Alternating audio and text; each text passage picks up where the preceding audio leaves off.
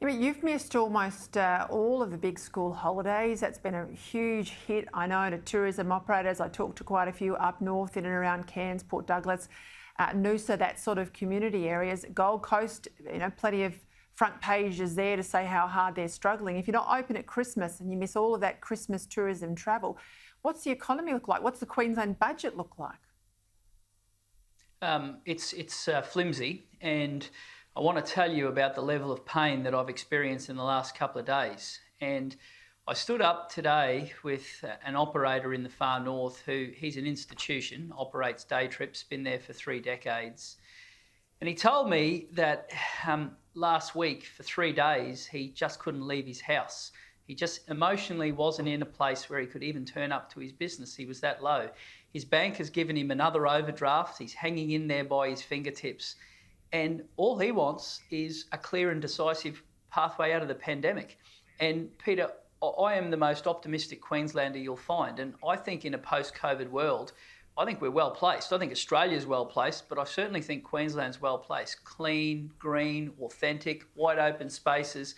But these guys aren't going to be there to benefit at the moment unless the government gives them some hope and a clear way forward. And unfortunately, every day it's another scare campaign, it's another fight with Canberra. I want to push hope, not fear. I want to see a clear and decisive strategy. And I'm going to keep holding them accountable until they do that, because it's people's livelihoods and their lives that are at stake. And I've had enough grown people cry on my shoulder in the last few days to last me a lifetime. Yeah, look, it's incredibly tough, and a lot of those operators, as you know, in tourism are small businesses, and they're not being paid by the government. Anyone who's on a government salary or receiving some sort of welfare payment is in far better shape than those who make their own money. I've got to ask you about this hotel quarantine bill. When the Queensland Premier refused to allow Queenslanders home, she sent them all via New South Wales, and the Premier down there happily took them because she said we've got to process Australians through. She took them on behalf of Victorians and people from WA as well, all the way through Sydney. There's a bill of $40 million still outstanding, but the Queensland government's refusing to pay them. Are you welshing on your debts here, Queensland?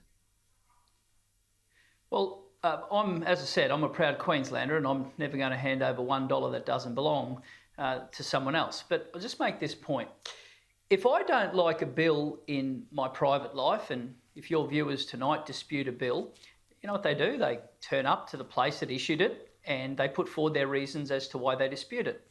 They don't grab it and rip it like a childish prat. And unfortunately, that's the issue with the Deputy Premier. Every time he gets on the news, every time he has a silly stunt, like that was just a premeditated, silly stunt.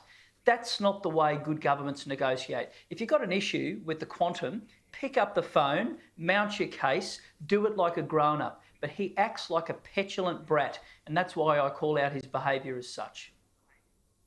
Well, so do I. I think he's an idiot. And of course, if the Premier goes anywhere, he's the new and next Premier of Queensland. He's the Deputy Premier right now. I don't think he's up to it at all. Thanks for your time, David Crisafulli.